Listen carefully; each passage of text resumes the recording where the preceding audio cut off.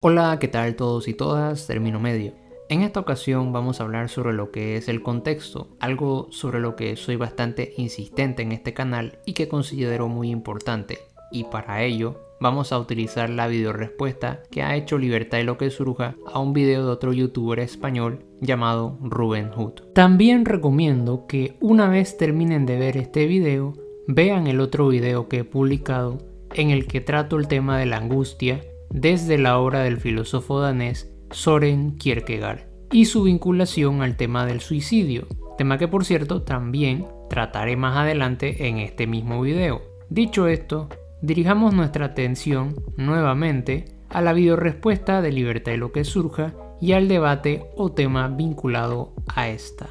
En concreto, este debate gira en torno al problema del machismo y cómo supuestamente la formación de Vox fomentaría o reforzaría este tipo de conductas en la sociedad española. Así pues, tenemos primeramente el video de Rubén Hood, el cual analiza el asunto de la violencia machista en España y para dar sentido a este fenómeno, él expone una serie de datos con los que intenta brindar un sustento empírico. Datos que extrae de una TikToker española llamada Carla Galeote, que le sirven para demostrar la existencia de una violencia sistemática contra la mujer en la nación ibérica. Además de ello, expone otro dato, según el cual la mayoría de los hombres jóvenes consideran que la violencia machista es un invento ideológico, siendo este último dato un fenómeno que Rubén Hood atribuye a diversos factores, como los medios de comunicación, el discurso del partido político Vox y los llamados fachatubers, quienes se dedican a crear contenido contra el feminismo. Quisiera hacer la salvedad de que por mi parte no estoy lo suficientemente formado en este tema de la violencia machista como para hacer observaciones más profundas, pero sí considero necesario que los datos que aporta Rubén Hood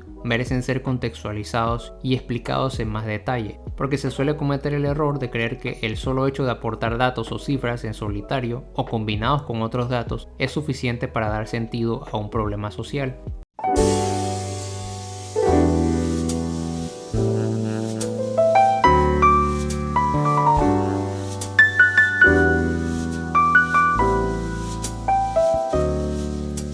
Claro, es que es muy difícil contextualizar muchas veces las cosas. Piensa que, por ejemplo, gente como Rubén hacen un formato que se le llama FastTube, ¿no? De hacer muchos vídeos, sacar muchos vídeos al día, o sea, vídeos todos los días prácticamente o a veces 2 o 3 vídeos al día para difundir el mensaje en el algoritmo, con lo cual en vídeos muy rápidos no te da para contextualizar bien. Rubén, aparte de ser una persona maravillosa, has mencionado antes también a Uriol de Infusión Ideológica, que son Sí. dos seres humanos a los que adoro absolutamente, a los que tuve el placer de conocer personalmente y son personas maravillosas. Rubén tiene esa estrategia, pero yo lo plantearía de una forma colectiva y quizá lo que nos falte es, para ese tipo de cosas, tener, digamos, librerías comunes o una base de datos común para poder enlazarnos entre nosotros y decir, yo como productor de FastTube te puedo dar un vídeo muy rápido en el que planteo un tema, pero si quieres saber más, te enlazo a este otro vídeo en el que ya a lo mejor han tardado un mes en hacerlo, pero que tiene una contextualización más amplia. Y nos falta a lo mejor eso, plantearlo de forma colectiva, porque es verdad que, por ejemplo, el FastTube, lo que se hace rápido, llega a mucha gente. Y lo que se hace lento llega a menos gente, pero convence a la gente más porque lo que has dicho está más contextualizado.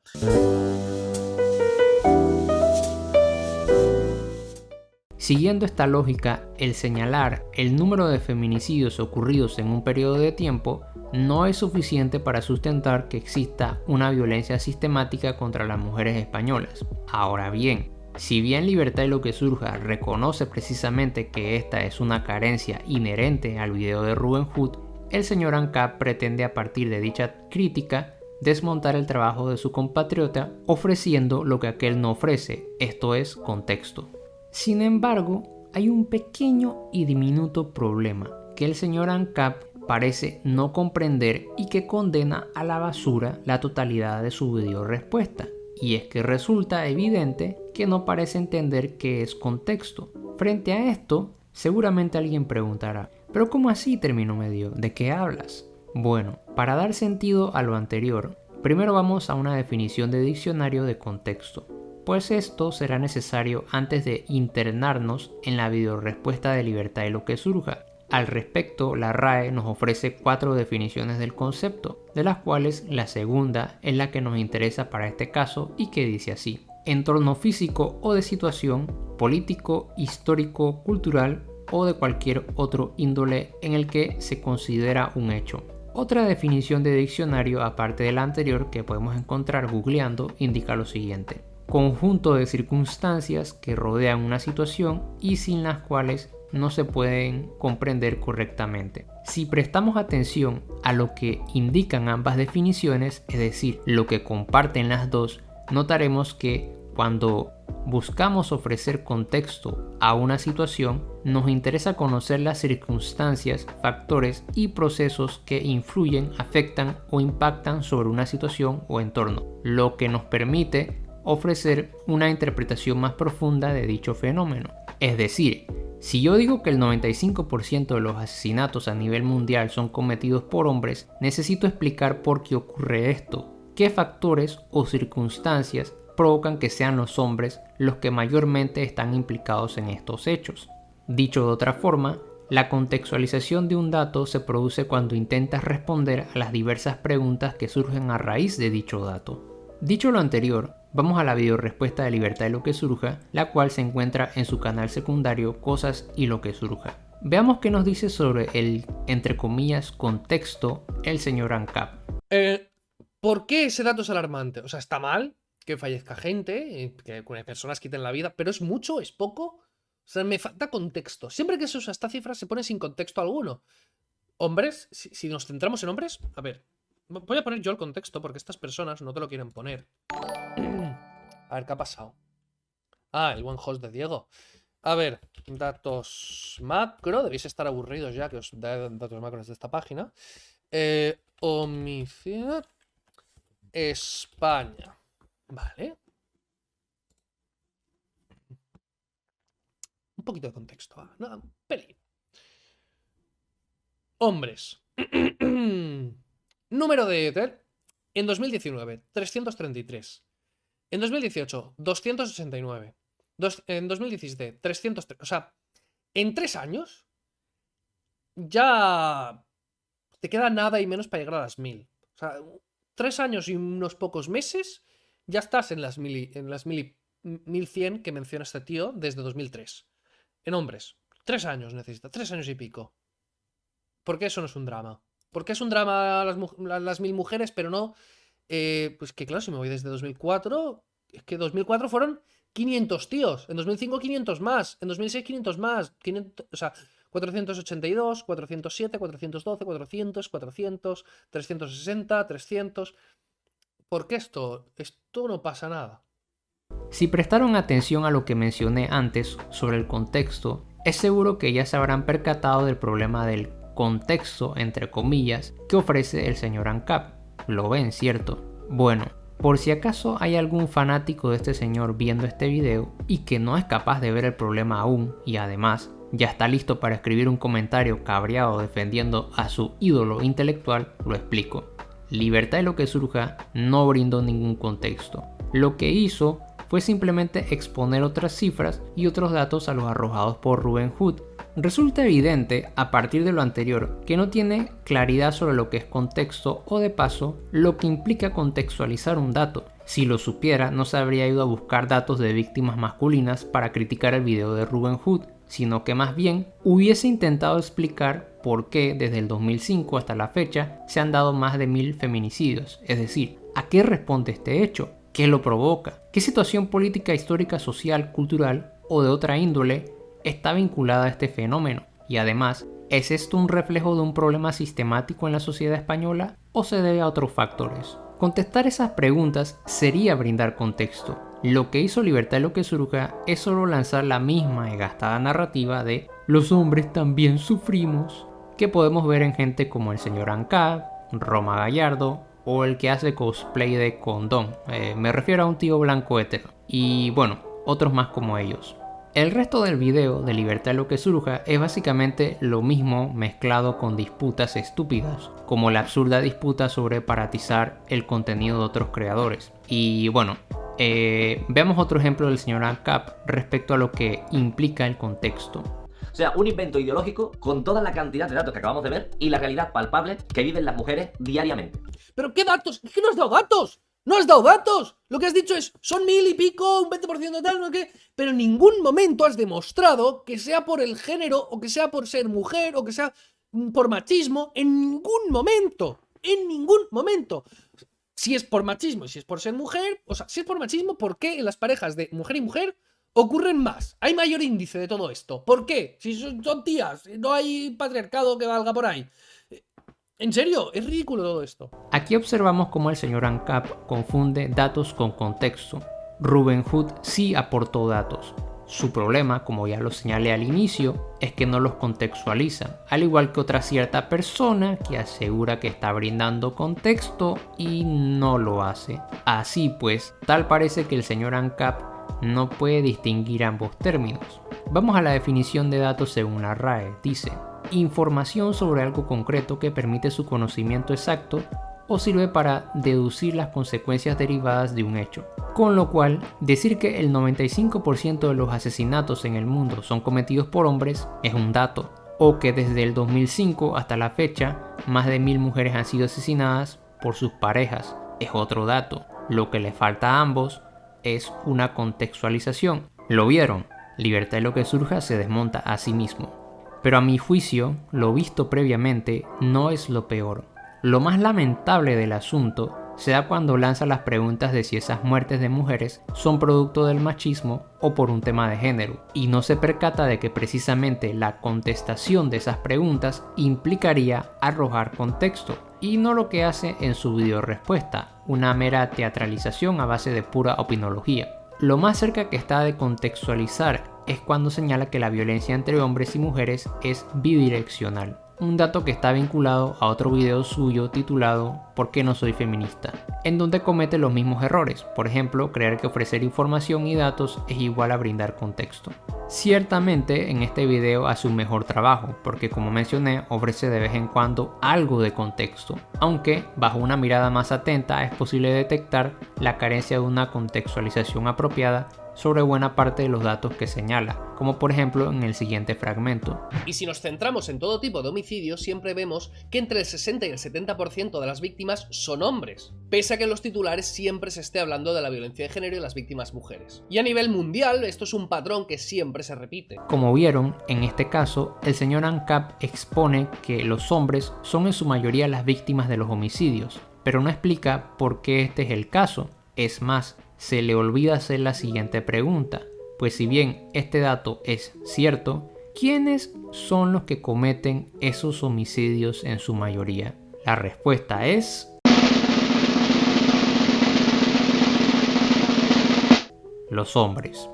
Espera un momento, ¿los hombres son mayormente los responsables de la alta tasa de homicidios en hombres? ¿Ven por qué es necesario el contexto? Porque si selecciono o destaco arbitrariamente uno u otro dato, puedo crear una narrativa completamente distinta. Por ejemplo, si destaco los hombres son el 70% de las víctimas de homicidio, mi respuesta sería: pobrecitos los hombres, ¿cómo sufren? Y si destaco el 95% de los homicidios son cometidos por hombres, mi respuesta podría ser: los hombres son malos, unas bestias salvajes. Y no creo tener que explicar esto, pero por si las dudas, ambas posturas son reduccionistas y no te explican absolutamente nada, más que ser cifras que se pueden instrumentalizar para defender ciertas narrativas que dividen a la sociedad en equipos, unos buenos y los otros malos, olvidando que la realidad tiene por regla general tonalidades grises. Y considerando que el señor ANCAP afirma posicionarse por encima de estos reduccionismos, que se ve a sí mismo como un intelectual que ha desmontado todas las mentiras progres y que encima afirma brindar contexto cuando lanza sus verdades a los progres, pues no lo hace, o al menos para este caso no. Agregaría además que Robin Hood tiene una ventaja por encima del señor ANCAP, y es que por lo menos ofrece una teoría que da forma a todos sus datos, independientemente de si la misma sea lo suficientemente sólida como para resistir un examen más exhaustivo. Es decir, Robin Hood no lanza datos porque sí,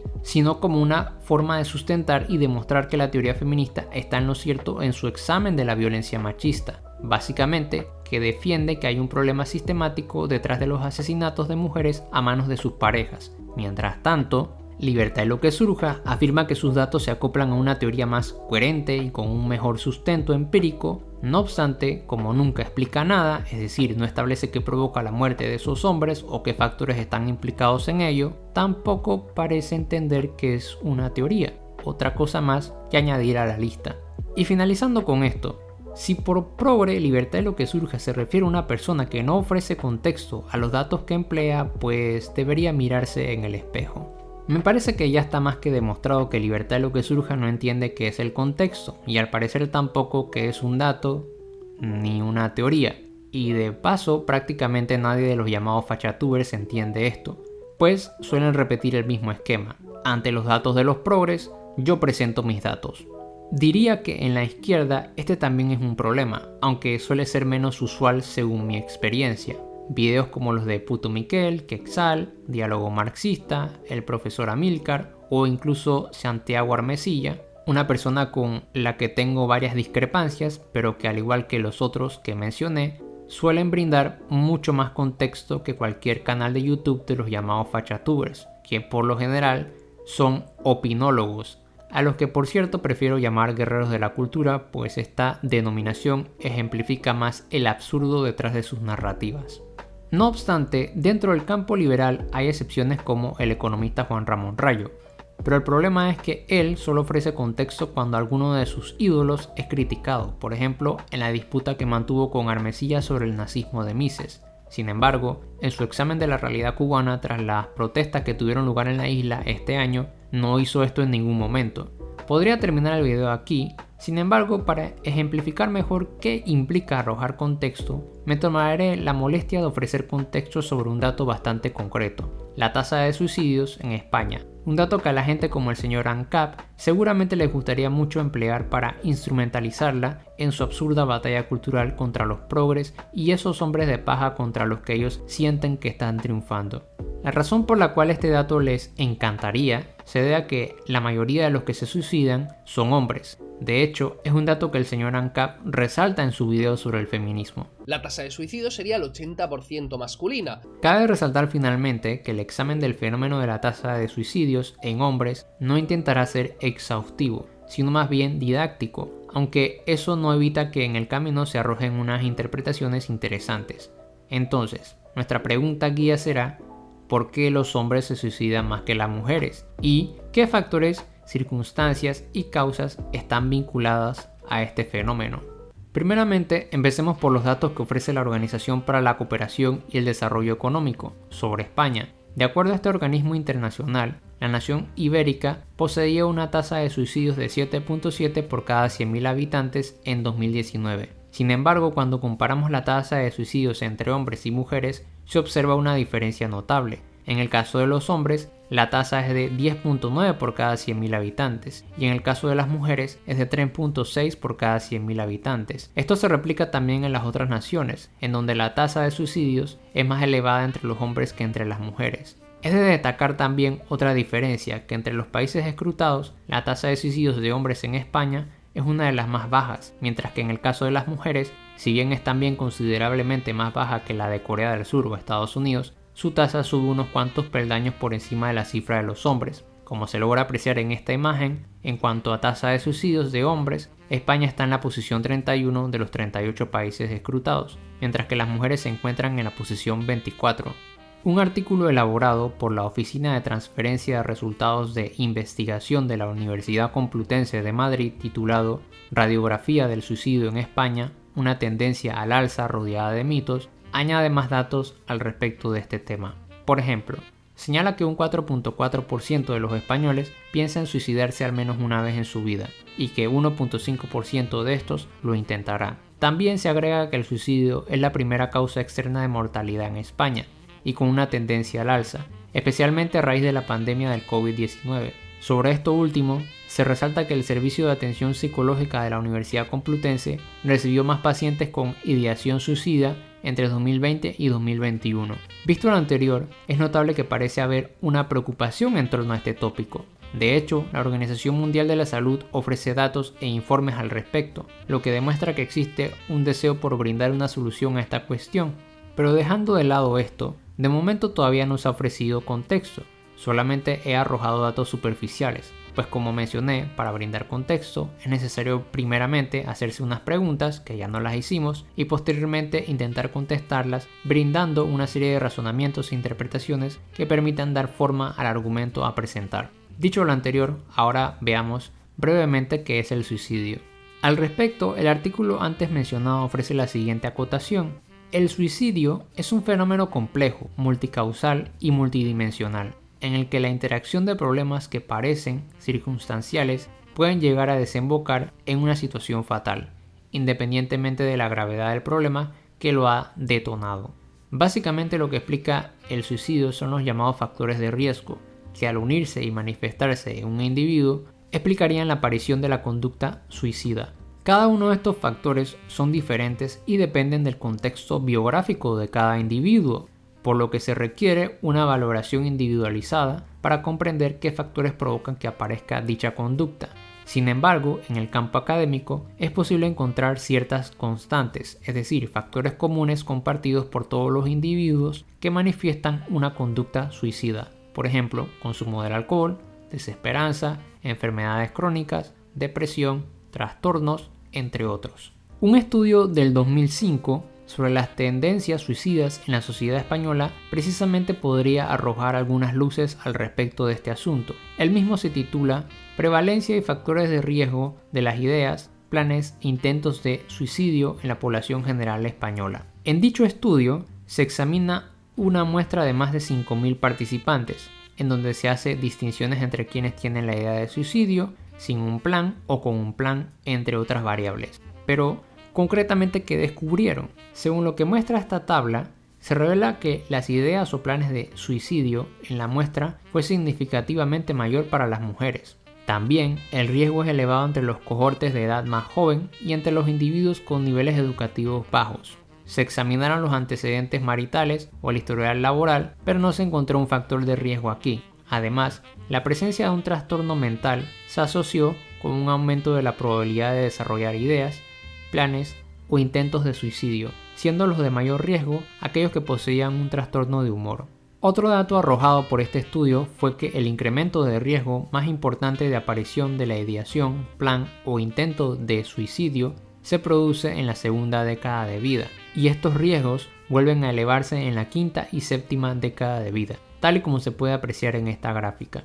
Ahora, ¿qué factores de riesgo se mostraron constantes en este estudio para la población española? El estudio señala sobre ello lo siguiente. Los resultados de este estudio coinciden en general con los datos de estudios internacionales previos e identifican el sexo femenino, la edad joven y la presencia de algún trastorno mental como factores asociados al desarrollo de ideas e intentos de suicidio en la población general de España. Sin embargo, en defensa de la honestidad intelectual es necesario resaltar que este estudio posee una serie de limitaciones, las cuales el mismo artículo reconoce en la discusión de sus resultados. Entre estas figuran que la información es brindada por los individuos que participaron en el estudio, lo cual puede afectar la objetividad y rigor de este al no contrastarse con otras fuentes. Otra limitación es que no se han evaluado algunos de los trastornos mentales relacionados con el riesgo de suicidio. Una tercera limitación radicaría en el hecho de que los entrevistadores no eran expertos en psiquiatría. Una cuarta limitación se refiere a la baja prevalencia de los precursores del suicidio en el estudio, lo que puede afectar las estimaciones que se hagan sobre estos. Y finalmente, la quinta y última limitación guarda relación con el carácter transversal del estudio. Esto significa que se examina la prevalencia de una variable en una muestra poblacional en un solo momento temporal, es decir, no se ocupa de examinar si la muestra examinada mantendrá esa prevalencia de dicha variable a través del tiempo. Por todo lo anterior, los resultados de este estudio deben interpretarse con cautela. Ahora, pese a esas limitaciones, como se vislumbró en la cita anterior, los resultados reflejan patrones similares a los ofrecidos por otros estudios internacionales hechos previamente. De hecho, con respecto a la variable mujer como un factor de riesgo, se indica lo siguiente más adelante. El riesgo de ideación o plan suicida es mayor en las mujeres que en los varones, con diferencias que resultan prácticamente el doble de las registradas en estudios internacionales. La cuestión es, ¿por qué los hombres tienen una tasa de suicidio más elevada si son las mujeres quienes tienen un mayor riesgo de cometer el acto en sí? Este estudio señala que detrás de ello hay factores culturales que provocan una mayor dificultad entre los hombres a la hora de reconocer que necesitan ayuda, o que también juega un rol la diferente influencia de los factores socioeconómicos en el varón y la mujer. Al respecto de esto se cita el siguiente estudio titulado The Gender Gap in Suicide and Premature Death or Why Are Men So Vulnerable? ¿Qué nos dice este estudio? Básicamente que problemas como el consumo abusivo del alcohol, enfermedades cardiovasculares, violencia, accidentes y el uso de otras drogas son fenómenos que afectan con bastante fuerza a los hombres, especialmente a los grupos de mediana edad y a los jóvenes. Además de ello, señalan que las tasas de suicidios y depresión entre los hombres están aumentando y detrás de ello se encuentran factores de riesgo como la masculinidad tradicional, tipo los hombres no lloran, y la promoción de actitudes como la inexpresividad emocional, desgana en buscar ayuda o el abuso de consumo del alcohol. El ejemplo más reciente de este ideal de masculinidad inexpresivo, autosuficiente, individualista y que es un lobo solitario que desprecia a la sociedad, pero que por alguna mágica razón es amado por las mujeres, es la tontería del macho sigma, tema que requiere de un video aparte para desmontar este absurdo mito. El punto es que los factores señalados previamente elevan el estrés entre los hombres y los colocan en una situación vulnerable, añadido a otros problemas como por ejemplo la potencial susceptibilidad a trastornos mentales o a la depresión. Este estudio también hace una observación relevante, y es que la tasa de suicidio entre hombres y mujeres en el pasado, por ejemplo para el caso de Estados Unidos, era mucho más cercana que en el presente, es decir, el ratio entre ambos estaba más equilibrado, al menos hasta 1970, cuando la tasa de suicidios en las mujeres comenzó a disminuir. ¿Por qué? Esto se debe a derechos por los cuales los colectivos femeninos habían estado luchando desde hace décadas e incluso siglos, lo que permitió el incremento de los divorcios, el cambio de actitud frente a la fertilidad, el acceso a la educación superior y el ingreso de las mujeres en el mercado laboral. Cuando estos procesos no eran la norma, la tasa de suicidio era elevada entre las mujeres, pero cuando estos se convirtieron en cambios aceptados a nivel cultural y legal, la tasa de suicidio entre las mujeres disminuyó. Otro factor que también beneficia a las mujeres es la tendencia de estas a buscar ayuda cuando se presenta la idea del suicidio. Luego, el artículo destaca lo siguiente. Aunque los estudios sobre enfermedades somáticas, especialmente cardiovasculares, así como los estudios sobre el impacto del estrés laboral, tradicionalmente se centran en muestras masculinas y las normas de salud física y mental se han dirigido a datos masculinos, la investigación relacionada con el género sobre la salud de los hombres y sus determinantes es raro. Las razones que exista detrás de ello pueden ser variadas, pero sería ideal contar con estudios que examinen en más detalle cómo el rol que se asigna a los hombres en la sociedad puede ejercer estrés y presión innecesaria sobre estos. Y ya que se menciona el asunto del género, ¿qué podemos entender por este? El artículo lo explica así. El género se refiere a los roles socialmente construidos de hombres y mujeres que implican diferentes normas sociales y expectativas culturales para ambos sexos. Estas normas y expectativas definen lo que es típico y deseable para hombres y mujeres y son reproducidos tanto por la socialización temprana como por las instituciones sociales. Funcionan como un guión para el individuo y tienen un significado central para la autodefinición, la autoevaluación y la autorregulación. Y el asunto es que el rol tradicional masculino ha entrado en décadas recientes en un proceso de disolución. El macho alfa, que es la única fuente de ingreso del hogar, que no llora, que es duro de roer, es dominante, etc., se encuentra cuestionado. Y poco a poco se ha dado paso a un espectro de masculinidad mucho más diverso y de hecho este es un fenómeno más prevalente en sociedades como Estados Unidos o España, es decir, en sociedades que entran dentro del compás de, entre comillas, Occidente. Sin embargo, pese a padecer este proceso de disolución, este rol tradicional masculino se resiste a desaparecer y se manifiesta en diversas formas. Por ejemplo, en la propaganda electoral de un Santiago Abascal montado a caballo, evocando la idea de que los atributos masculinos son el coraje, la fortaleza, la búsqueda del poder, la independencia, la racionalidad, el autocontrol, etc., dejando de lado las emociones, los sentimientos, la sensibilidad, la intuición y demás. Al respecto, el artículo indica lo siguiente. El rol del género masculino en las culturas occidentales implica no percibir ni admitir angustias, problemas y cargas que puedan desarrollarse en las condiciones de peligro, dificultades y amenazas. Tradicionalmente, la ira, la agresividad y la hostilidad se aceptan socialmente como el código masculino de expresividad. La masculinidad tradicional se perfila claramente frente a los atributos que se definen socialmente como femeninos. Si bien el rol femenino tradicional es más difuso y carece de estándares para el éxito y el fracaso, el rol masculino proporciona estándares claros mediante los cuales se puede medir el éxito y el fracaso. Lo anterior implica que si fallas a ojos de estos estándares, quedas reducido a un mero macho beta, una oveja más y no a un lobo solitario o un líder de manada que se las sabe todas y es un triunfador en la vida. Otro estudio titulado The Interpersonal Theory of Suicide, a Systematic Review and Meta-Analysis of a Decade of Cross-National Research señala algo interesante también. El deseo suicida surge cuando los individuos experimentan sentimientos intratables de carga percibida y pertenencia frustrada. Es decir, incluso si no admitimos la idea de que detrás de esa tendencia suicida está el rol tradicional de género masculino, algún problema debe existir entre los hombres que sienten que su sentido de pertenencia se ve frustrado en nuestras sociedades cuando no son capaces de cumplir con los roles que se les asigna a estos. Y es que en general los seres humanos tienen una necesidad fundamental de pertenencia, que al no verse satisfecha conduce a resultados negativos. Algunos componentes de esta carencia pueden ser soledad, menos amigos, vivir solo, aislamiento social y conflicto familiar. Además de ello está la llamada carga percibida, que básicamente nos hace sentir como una carga para otros. Esto es, que en nosotros ocurre un cálculo mental incorrecto que hace que consideremos que nuestra muerte vale más que nuestra vida para los demás. Y estos son los dos principales indicadores de riesgo arrojados por este estudio que analizó varios papers dedicados al tema. Dicho de otra forma, nuestras sociedades ejercen una presión muy elevada sobre los hombres y en respuesta brindan poca o nulas soluciones para permitirles desarrollarse o aceptar que existen otras formas de expresar la masculinidad sin ser un tipo como Roma Gallardo o Condón Man. Sin embargo, las mujeres poco a poco han contado con más ventajas a nivel legal y han sabido canalizar sus luchas de tal forma que les permite tener mayor aceptación, en particular porque un grupo de estas se ha organizado para alcanzar esos derechos. Ahora, esto hay que verlo caso por caso, porque no es lo mismo el contexto de El Salvador que el de España. Evidentemente, en ciertos lugares del globo, esos reconocimientos a las mujeres son más amplios que en otros. Al respecto de esto, alguien podría decirme, ajá, ¿ves cómo concuerdas con nosotros cuando reconoces que sobre los hombres hay mucha presión? Pues no concuerdo con ustedes.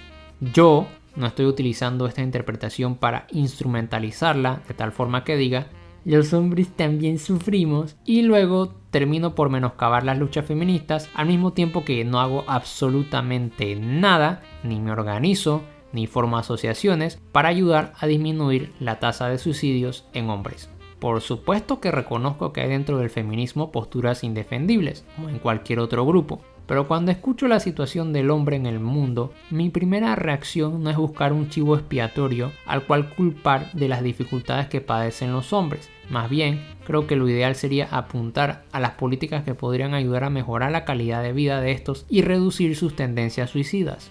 Como vimos previamente, lo que disminuyó la tasa de suicidio de las mujeres fue el reconocimiento de derechos básicos como la posibilidad de estudiar o trabajar. Así que quizás, solo quizás, en vez de lanzar el discurso lastimero de siempre, si realmente les preocupase la situación de los hombres, se enfocarían en defender aquellas políticas que pueden cambiar esa situación masculina.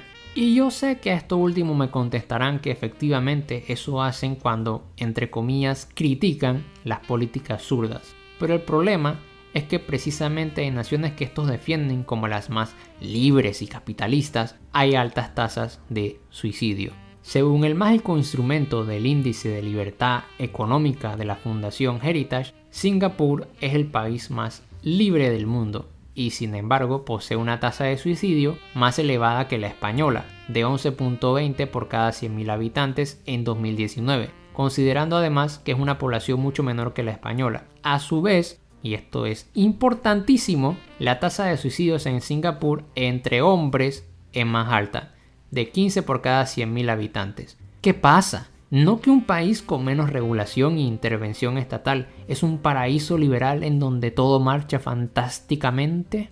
Y por cierto, Singapur no es un país con un estado débil o inexistente. Pero siguiendo con el tema, la Organización Mundial de la Salud señala que las tasas de suicidio masculino son por lo general más altas en los países de ingreso alto, 16.5 por cada 100.000 habitantes. En contraste, uno podría examinar el caso cubano, porque si bien en el periodo especial poseía una tasa de suicidio general de 20 por cada 100.000 habitantes, esta ha disminuido a 13 por cada 100.000 habitantes. Y de la misma manera, también ha disminuido entre hombres y mujeres. Y un artículo de la Organización Panamericana de la Salud al respecto del caso cubano señala algo parecido a lo que vivimos en España. Dice: en relación con el sexo, se conoció que alrededor del 70% de los suicidios en Cuba ocurre en hombres, aunque entre 2011 y 2019 la frecuencia de intentos suicidas por cada suicidio consumado fue superior en las mujeres respecto a los hombres, 31.7 y 3.5 intentos. Nuevamente, más hombres lo consiguen, pero las mujeres lo intentan más. Pero ya sé que me dirán, pero término medio, ese no es un buen ejemplo, es Cuba, una nación socialista, mala, maldita, autoritaria, etc. Así que para evitar esas críticas simplistas y típicas de estos grupos conocidos, usemos otro ejemplo, Grecia, que tenía según la OCDE una tasa de suicidio de 4.7 en 2019 y que según el índice de libertad económica estaría en la posición 96 de 178 países analizados. Una posición que evidentemente no es muy buena en comparación con los primeros en la lista, pero algo debe ocurrir o tuvo lugar en este país en un periodo de tiempo que provocó que la tasa sea más baja que en lugares como Corea del Sur o Singapur, que se encuentran en puestos más elevados en la libertad económica. Un artículo del New York Times reporta algunos puntos relevantes al respecto de esto.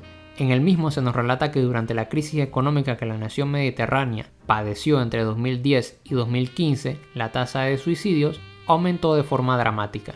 Por ejemplo, la organización Climaca reportó un aumento del 30% en las llamadas a líneas directas para atención de personas con la intención de quitarse la vida. De hecho, antes de la crisis la tasa de suicidios en Grecia era de 3.3 por cada 100.000 habitantes y la misma aumentó a 5 en ese periodo, siendo el 2015 el año más dramático. ¿Qué políticas se aplicaron en aquel entonces que aumentaron dicha tasa de suicidio? Políticas de austeridad, aumento de los impuestos, disminución de los salarios y un servicio de salud público pobremente financiado para responder a la crisis mental que padecía la sociedad griega. Seguramente algún libertario, ANCAP, y esta gente saltará de alegría gritando los impuestos, los impuestos. Sin embargo, lo repito, el alza de impuestos no fue el único factor, porque también está la disminución de los salarios y la falta de regulaciones que permiten mayores derechos para la clase trabajadora. Así que con un salario más bajo e impuestos más altos, esto provoca que el poder adquisitivo de las personas disminuya, y esos impuestos se elevaron precisamente debido a las políticas de austeridad. Otra potencial respuesta de esta gente sería: pero eso es culpa del Estado. Y admito que ciertamente uno puede argumentar que fue el Estado el que se endeudó con organismos financieros internacionales, para lo cual tuvo que subir los impuestos para pagar esa deuda, que en realidad terminarían pagando los contribuyentes, pero también tuvo que disminuir el gasto estatal en miras de pagar la deuda, lo que trae consigo una disminución de los fondos destinados a la atención pública de la crisis mental que padecía la sociedad en aquel entonces, y la reducción de gastos estatales, su desregulación y limitación de la acción estatal es consono con la teoría liberal, para en su lugar dar marcha a la privatización de los servicios públicos. La cuestión es que esa crítica de el Estado tiene la culpa de todo se va abajo cuando se examina qué ocurrió después del 2016, y es que desde finales del 2015 hasta mediados del 2019 llega al poder la coalición de la izquierda radical liderada por Alexis Tsipras. Ahora, ¿qué hizo el Estado durante el periodo de tiempo que gobernó esta formación política?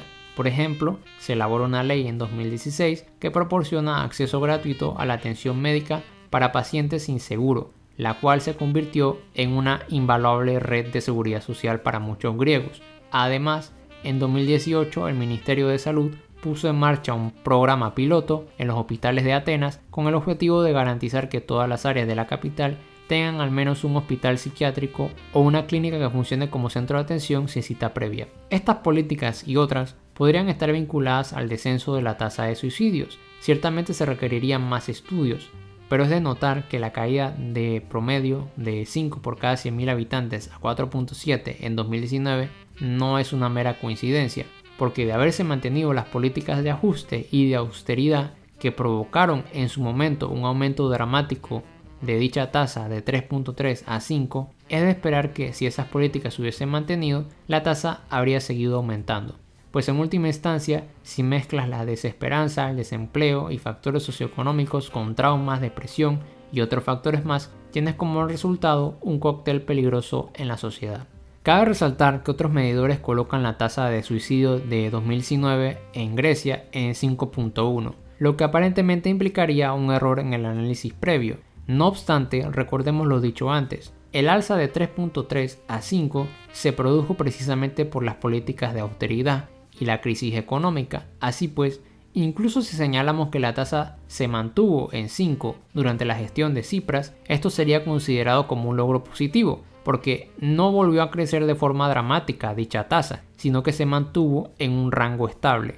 Quisiera resaltar el aumento de suicidios en España durante el 2020 y el 2021, porque en este caso, al igual que en el griego, nominalmente gobierna un partido de izquierdas, y alguien podría hacer la observación de que un gobierno de izquierdas en el poder no implica necesariamente cambios estructurales para atender el problema del suicidio de forma efectiva. Y en eso tienen razón. Y es que durante el año de la pandemia la tasa de suicidios aumentó en España, llegando a 8.3 por 100.000 habitantes, la más elevada en la nación ibérica desde 1906. El psicólogo clínico Miguel Guerrero, entrevistado por el Diario El Mundo, indica lo siguiente al respecto. Se han incrementado los factores de riesgo de suicidio, han aumentado los trastornos mentales, la depresión, la ansiedad, el insomnio, y han empeorado los trastornos mentales graves debido a las barreras asistenciales, la caída de la presencialidad, la no buena telemedicina. El sistema sanitario ha puesto muchas barreras, se ha desviado los recursos destinados al COVID en detrimento de la atención primaria y la salud mental. La situación económica, el desempleo y la pérdida de ingresos generan incertidumbres y muchos problemas. Históricamente sabemos que un aumento del 1% del paro genera un aumento del 0.8% en las tasas de suicidios. Yo puedo facilitar una terapia, pero no una casa, y hay gente que viene a la consulta en coche porque vive en el coche. También ha crecido el consumo de drogas y alcohol, un factor importante sobre todo en gente joven. Y por último, las experiencias traumáticas han tenido un coste, duelos, enfermedad en sí, violencia doméstica y de género. Todo esto unido a la soledad ha hecho que la gente quede atrapada en los problemas y piense más en quitarse la vida.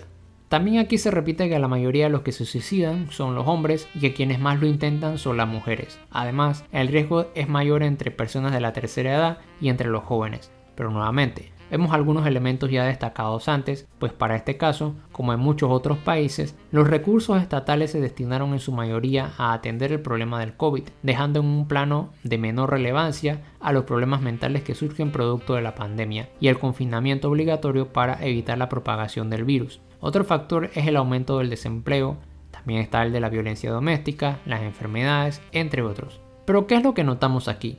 Falta de políticas y fondos públicos para atender este problema y los factores vinculados a estos. Entonces, como se logra vislumbrar, no es una cuestión de izquierda versus derecha, sino de políticas efectivas versus políticas que no lo son. Destinar fondos públicos a atender este problema puede cambiar esa tendencia al alza de la tasa de suicidios. Entonces, si bien las políticas de confinamiento y otros factores provocaron este desenlace, la solución no es menos Estado, como dirían algunos. Todo lo contrario, la solución consiste en destinar más fondos para dar orientación y ayuda a esta población vulnerable, independientemente de si quienes elaboran esas leyes son nominalmente de izquierdas o de derechas. Bueno, con lo dicho previamente, ya es posible empezar a dar cierre a esto, si bien podría ahondar y profundizar más sobre este asunto. Les recuerdo que mi objetivo es más didáctico. ¿Qué podemos sacar de todo lo dicho hasta ahora? Pues bien, con el suficiente contexto arrojado, es decir, circunstancias y factores que intervienen en la alta tasa de suicidios masculinas, es posible dar una interpretación al respecto de este fenómeno.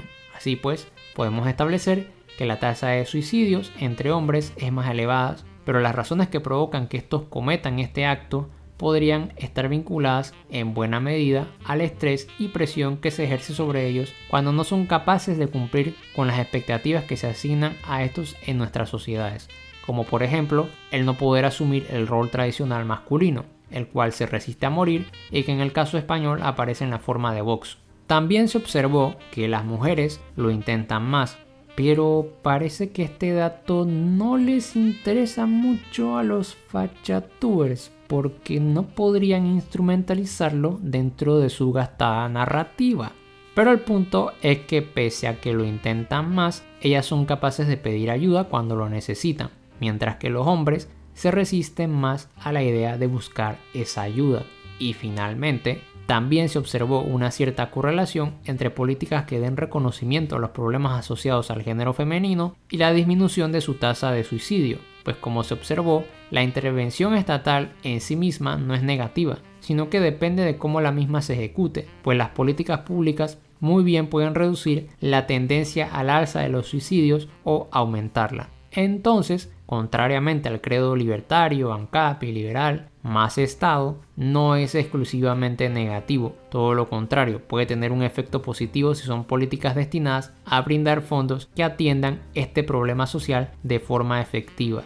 Idealmente, sería preferible que viviésemos en una sociedad que no estuviese a merced de que el Estado y quienes lo dirigen estén interesados o no en resolver este tipo de problemas. En mi caso particular, yo soy pragmático.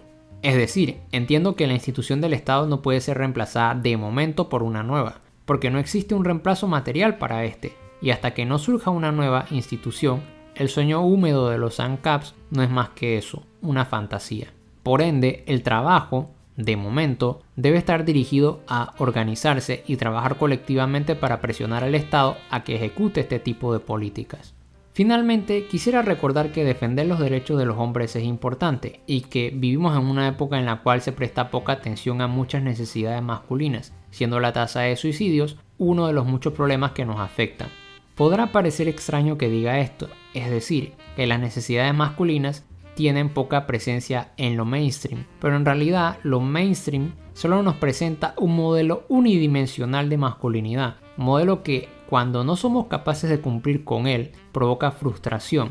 Recuerdo nuevamente que esto no es culpa del feminismo, ni de los progres, ni nada por el estilo, porque es precisamente esta facción la que suele criticar ese modelo unidimensional de masculinidad. Pero examinar los múltiples factores que intervienen en estos temas requiere de otro video e igualmente no sé si en alguna ocasión me ponga a tratar este asunto en más detalle. Lo que sí es necesario resaltar, como ya he indicado previamente, es que si a los guerreros de la cultura o fachatubers les interesara realmente las dificultades que padecen los hombres, no se limitarían a ser unos meros reaccionarios cada vez que una feminista reclame algún derecho. En cambio, lo que deberían hacer es defender mejores salarios, que se brinden más derechos laborales, exigir más fondos para la seguridad social, legislaciones públicas que garanticen una atención psiquiátrica gratuita y sin aviso previo, campañas educativas que ayuden a los hombres a reconocer que admitir debilidades o que requieran de ayuda no es algo negativo, y de paso, destruir por completo el rol tradicional masculino, enseñando que la masculinidad se manifiesta en un espectro más amplio y que no tiene que limitarse a ser un alfa, un omega, un sigma o un beta, términos que de paso son un montón de estupideces sin sustento empírico alguno. Y pensándolo bien, ¿qué teoría se ocupa de hacer una crítica exhaustiva del género y los roles asignados a este? La verdad no se me ocurre cuál podría ser esa teoría. No se me ocurre nada. En fin. Creo que un movimiento masculino genuino sería aquel que realmente le preocupase reflexionar en torno a soluciones concretas y no en lanzar la típica cantaleta lastimera de siempre porque feminismo malo. Pero bien, si lo anterior no terminó de convencer a algunos, ya sabemos quiénes son, solo resta preguntarles lo siguiente. ¿Qué han conseguido los guerreros de la cultura y fachatubers en materia de derecho para los hombres luego de quejarse y reaccionar por años cada vez que una feminista se tira un pedo o dice algo? La respuesta es obvia. No han conseguido absolutamente nada.